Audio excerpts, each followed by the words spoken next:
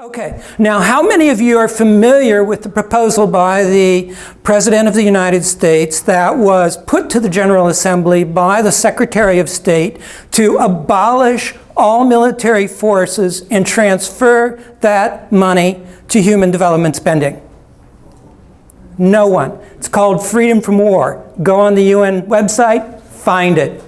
The Russians came with a counter proposal that went even farther and wanted to get rid of any pro-war propaganda, that no speech towards the creation of violence, and would have much more intrusive verification regime. What year was this? That was back in the Cold War. That was in 1962. Yes. And how that reflects today is that is called general and complete disarmament. In the First Committee right now, they make discussions on disarmament based on this. This is the guiding star for all discussions on disarmament at the United Nations. The complete abolition of military forces and the transference of that money to human development in human societies. The First Committee of the United Nations solely deals with disarmament. Several of the core parts of the Charter deal with disarmament. There are two specialized agencies within the United Nations dealing with disarmament: the Office of Disarmament Affairs and the United Nations Institute for Disarmament Research, UNIDIR. There is the Convention on Disarmament that meets in Geneva, and governments have to appoint a disarmament ambassador, an ambassador tasked to disarmament work at those missions in Geneva. With all of this work on disarmament, it seems like it would be surprising to find a weapon in the world today. And yet that's hardly the case. So why is there this incredible disconnect between all of this work?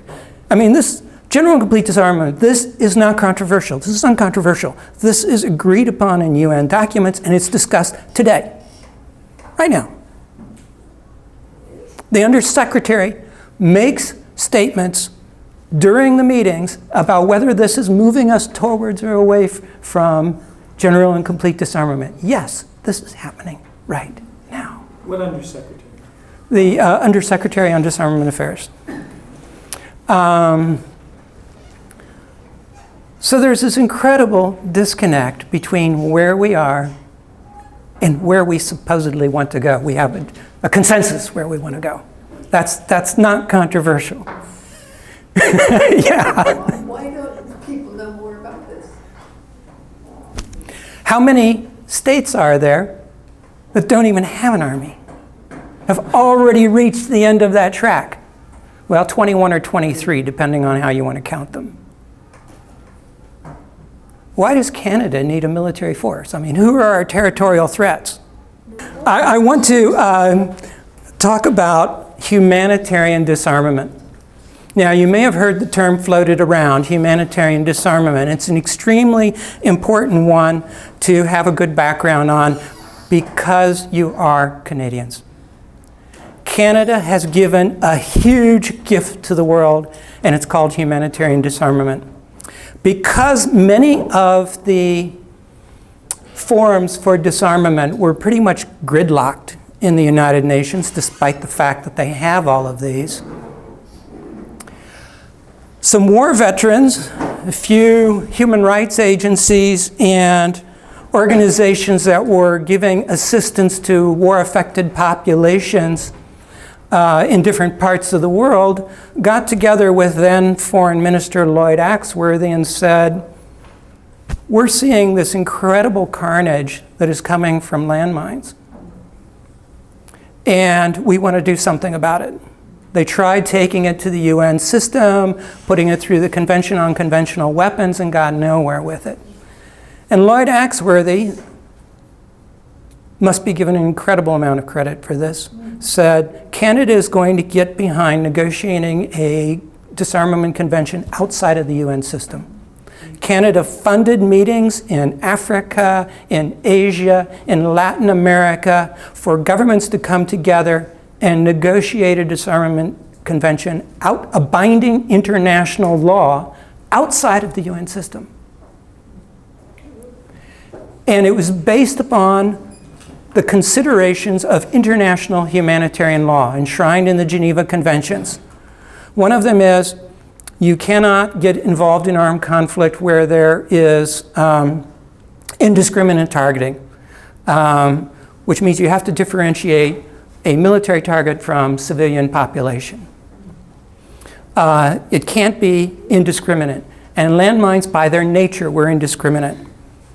So what this coalition, with Lloyd Axworthy as a part of it, said was, these weapons are already outlawed by humanitarian law. Let's make it a humanitarian disarmament convention. And that convention saved more lives, saved more injuries, and has destroyed more weapons than virtually any other disarmament convention in the last 30 years. Something Canadians should be proud of. It's saving lives today. But what's even more important is it opened the door for a new type of negotiation. And it's hard to remember back to the early 90s when this work started. The peace movement was nowhere near the mine ban treaty. They got on the bandwagon quite late. The peace movement was very focused on nuclear weapons. This was human rights groups, veterans groups, and humanitarian aid organizations that mobilized the Ottawa process and the Ottawa Convention with Lloyd Axworthy. And at that time, it was not considered appropriate for organized civil society to discuss military matters. And this movement said, no, we have a say in that. There has to be transparency, and we have to be at the table, not just the governments. So that humanitarian disarmament movement opened that door. It pulled the door off the hinges. It pulled the jam out of the wall, and it will never be closed again. And so many movements have gone through that opening since then. The movement on child soldiers, the movement on small arms, the Arms Trade Treaty, now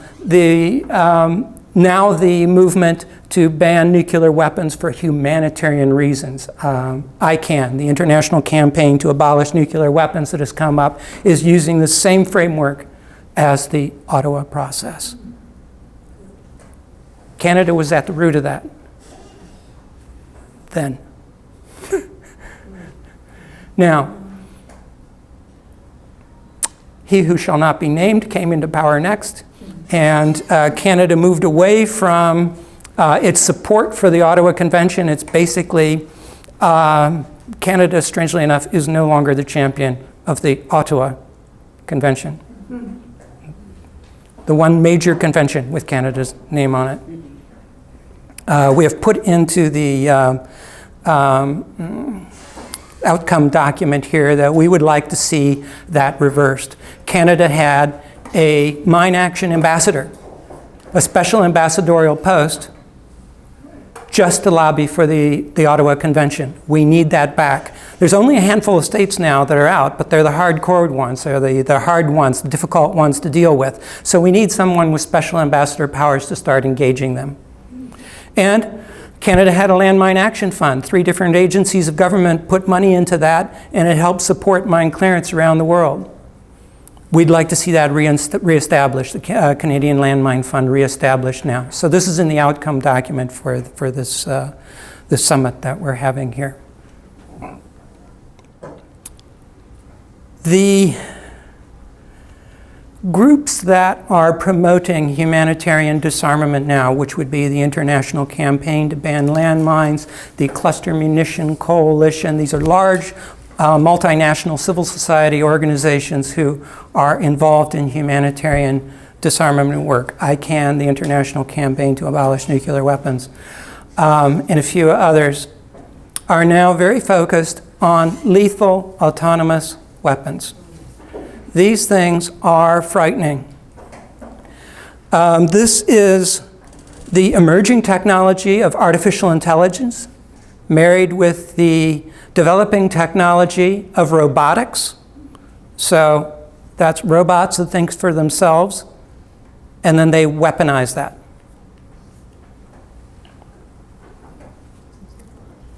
Yeah, if you've seen the Terminator movies, you're on the right track.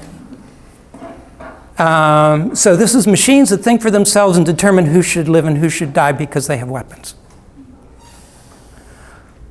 Once one nation acquires these, it will launch a whole new arms race around the world because no one's military forces made up of human beings can match the speed of machines.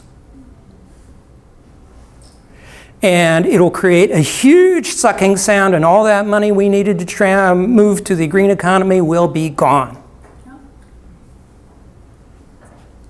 So we have a campaign, an international campaign, which we call Stop Killer Robots, because lethal autonomous weapons are a little bit distant, and you really have to think about it. Stop Killer Robots is very easy to grasp.